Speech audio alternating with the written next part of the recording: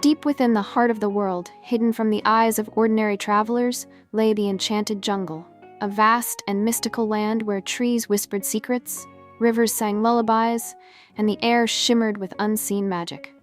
It was said that the jungle held many wonders, but none as mysterious as the legendary golden feather. The golden feather was no ordinary treasure. It was a relic of pure magic, belonging to the mythical Phoenix of Dawn. Legends told that whoever found the feather would be granted a single wish, but none who had gone in search of it had ever returned. Some believed it was guarded by the jungle itself. Others whispered of an unseen force that tested the hearts of those who sought it. Among those who longed to find the golden feather was a young boy named Arlo. Unlike most treasure seekers, Arlo was not greedy. He was not driven by the desire for riches or fame. Instead, he wanted to find the feather to save his village. A terrible drought had turned their land barren, and the rivers had run dry. If he could wish for water, his people would thrive once more. Arlo's journey began at dawn. With nothing but a small satchel filled with dried fruit, a flask of water, and his father's lucky pendant, he ventured into the depths of the Enchanted Jungle.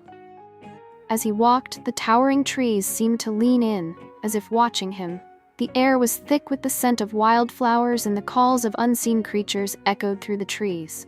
As he journeyed deeper, Arlo encountered a mischievous monkey perched on a branch. The monkey had fur like spun silver and eyes that glowed with intelligence. "Where are you going, little traveler?" the monkey asked, tilting its head. "I seek the golden feather," Arlo replied honestly. The monkey chattered in amusement. "Many have sought it, none have succeeded. Why should you be any different?" "I seek it not for myself, but for my people," Arlo said firmly. The monkey studied him for a moment before leaping down.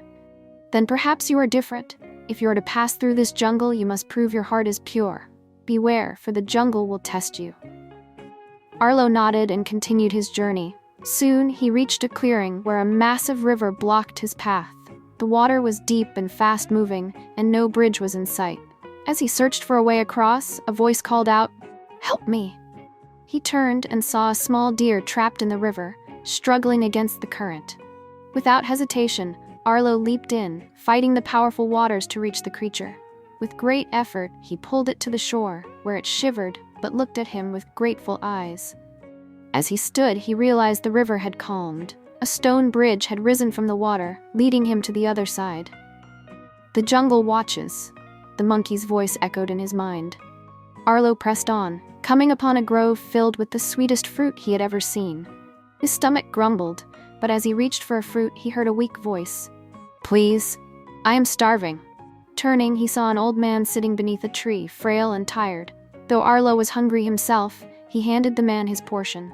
The old man smiled and in an instant transformed into a glowing spirit. "You have shown kindness where many would have turned away," the spirit said. "Go forward, young one." Arlo walked until the jungle grew dark, the air thick with shadows. Strange whispers filled his ears. "Turn back. You are not worthy. The feather is not meant for you."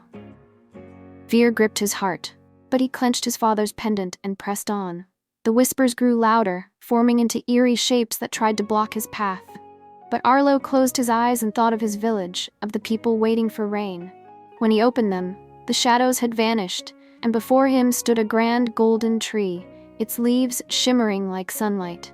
At the very top of the tree rested the golden feather. Arlo began to climb. The branches twisted and turned, as if trying to shake him off, but he held on with unwavering determination. After what felt like an eternity, he reached the top, stretching out his hand and grasping the feather. The moment he touched it, the sky above exploded with color.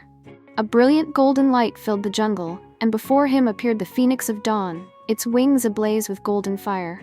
"You have proven yourself." The Phoenix spoke in a voice like rolling thunder. "You did not seek the feather for greed, nor power, but for love. Your heart is true, and so your wish shall be granted." Arlo bowed his head. "I wish for rain to bless my village so my people may live." The Phoenix let out a cry, and at once the skies darkened. A gentle rain began to fall, growing heavier until the jungle was alive with the sound of water. Arlo knew, deep in his heart, that his village was saved. When he opened his eyes, he was standing at the jungle's edge, the feather now gone, but the rain still falling. He turned toward home, his heart full of joy, knowing he had done what no one else could. He had found the golden feather, and with it, he had brought life back to his people. And so, the legend of Arlo and the Enchanted Jungle lived on, whispered by the trees and sung by the rivers, a tale of courage, kindness, and the magic that lies in a selfless heart. Thank you for watching, and I'll see you in the next video.